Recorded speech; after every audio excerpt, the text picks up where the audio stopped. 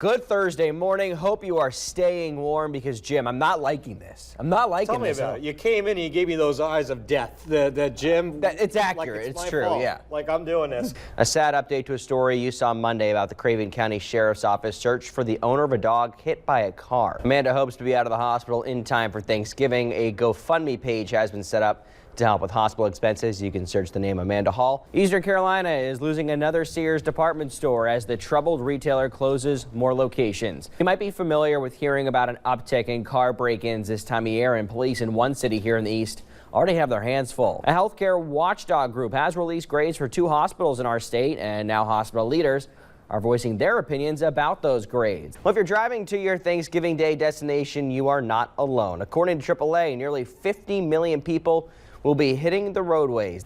Well, today the nation celebrates this fine beauty. No, it's not the glass, but it is people who like their milk with a little bit of flavor. You know, I was just thinking about this during weather. I was listening, but then kind of thought about something. I have a question for you. You were focused on the weather. I was very focused, but I do have a question. Yeah. Did you happen to catch the Jonas Brothers concert last night? It was a very big topic of discussion in our newsroom yesterday. I don't know how I missed it. I can't believe how that happened because it was a priority for me. It was number one on the list. Should have been. I ended up sleeping. I'm sorry. Yeah, I didn't go either. This it all together. I didn't go either. Thank you, Jim. Jim, just like your forecast, which is very stylish, you yourself are a very stylish individual. Take a look at this. This is Jim's tie today. If you were trying to figure out what it was, that has a fish on it, and mine does as well, except I changed this maybe about 3.5 minutes ago. Coco, do you have anything to say? Say good morning. Hello, pretty girl. Was not expecting that. You are now up to date at 5:06 this morning. Let's get a check of the weather with Jim Howard. He's sporting a fantastic beard. It's only going to get better, but he might need a jacket later on today. Compared to your beard, this thing is a mess. Yeah, Liz, good morning. The authorities tell us that they think this person could be here because he has a last known address. But just to backtrack, they tell us that the murder happened in Franklin County, Virginia, which is just south of Roanoke. Let's give you a look at the person that they are looking for. It just kind of goes about to the ankles, and if I go back there, you're going to see it even more. But wind's still picking up. It's kind of on and off with the rain. Sometimes it's hard, sometimes it's kind of more on the soft side. The sun is coming up here in New Bern, but 1 year ago, that certainly was not the case. And joining me live this morning is Dane Outlaw. He is the mayor of New Bern. Sir, good morning. Thank you for coming on with us. It's a much different look right now than it was a year ago. You know, what progress has been made? This is definitely very different. Craven County officials are rolling in a new program, literally rolling it in with 95-gallon carts just like this one, except the ones they'll use are the lime green and black ones, just like you see on this monitor right here. More than 1,800 entered. Their number 7th. That's number 1 in North Carolina. Number 7. That's pretty good for a small town bakery. And as you can probably see behind me, if you saw an hour ago, the crowd here doubled, maybe even tripled. Never actually tried this hatchet axe throwing type of thing, but I know that it's becoming a very trendy thing. And you might be wondering why I have pens in my hand, because I'm going to give 3 shots at this right now to see if I can get the motion right, because I've seen it. I don't know if that was right. Let's try this again. I don't think that's right either. And that one almost hit the camera. Jim, once again, I feel like whenever there is a cooking segment, Jim likes to just hide in the doorway, so I see him out of the corner of my eye. All right, here's the final product of our buffalo chicken dip. Took it out of the pan, put it in a little bowl. He's 9 years old, and he's also a chick magnet. You get it? This is cool. What made you come up with this idea? I saw it on Pinterest, and then I was like, I'm gonna be this. Darkness. Sometimes feeling like there's a pit in your stomach, like something bad is about to happen.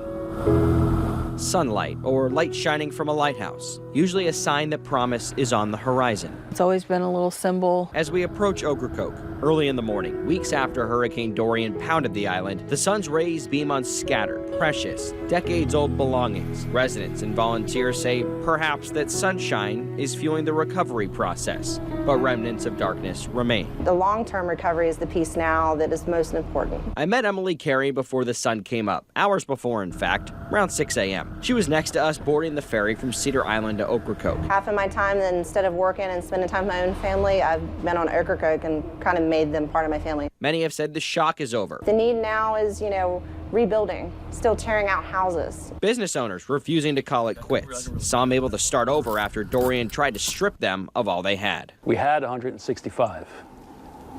Now we have 7. A decade ago, John Jagu bought a couple of golf carts. No, not to play golf.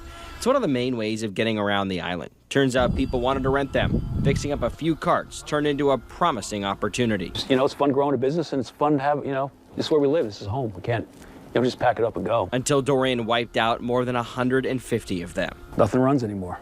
The morning of the storm, Jagu was asleep until his wife woke him up and said there was water in their backyard. We have a 6-foot fence in the backyard, and it was almost the top of the fence. Dorian putting his business. The water was up to here. And that investment at risk. A season cut short. This reverse buzzer, and I came up here and the reverse buzzers were going everywhere. You bet he's not calling it quits. He has 6 truckloads of carts coming in next month. That'll put his inventory close to where it was before the storm.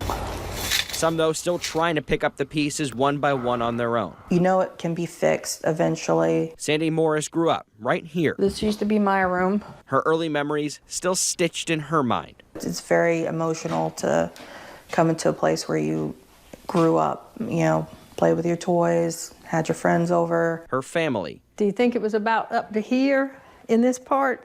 My mom is one of the most positive, bubbly people. With all of this devastation, you can see that that's just kind of gone in them a little bit. Morris's mother is living with her because, as you can see, the home isn't livable. She was able to salvage some of the most precious things. My mom loves to read. The books, though, now have a story of their own, separate from the words on the page. She lost a lot of books. And a lighthouse, typically leaving a mark, not offering the brightness the family needed. It's always there and it's always working. Stay steady. And it was a very odd feeling not to have that light on for a while. The light has since come back. The sun's still coming back up, but there's more light missing. In fact, it's hiding. A daughter wondering if it can be restored. They feel lost. They don't have their regular life. They don't know if they can even put that life back together. Reporting in Ocracoke, Austin Pollack, WITN News. Austin Pollack has a closer look at the raid. The early morning hours started with red and blue lights blaring through windows of what police call an illegal operation in New Bern. An open sign out front that lawmen say should have never been there in the first place. Through a joint effort between New Bern Police, the Craven County Sheriff's Office, and others, lawmen raided the spot on Red Robin Lane. Craven County Sheriff Chip Hughes says there have been crimes like larcenies, even armed robberies at these kinds of places. In fact, he says citizens have complained. Police raided the operation at around 6:30 Thursday morning. 2 people were taken into custody about 2 hours later, and they are expected to face multiple charges, including felonies. This is something that Sheriff Hughes and Chief Summers say is becoming a problem in New Bern and other parts of Craven County.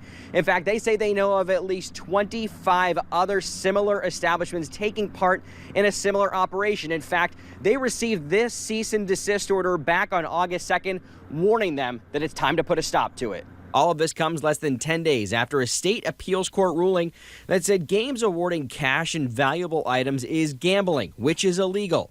Police want everyone to know who could be at fault in these types of situations. Community members who may think it's okay to go in and play these type of games, they need to know that they are also in violation of the law. As to how these illegal operations get up and running, though, remains a mystery, and one that police say they will not tolerate. They certainly don't get a permit to run an illegal establishment, I can tell you that for sure. Reporting in New Bern, Austin Pollack, WITN News.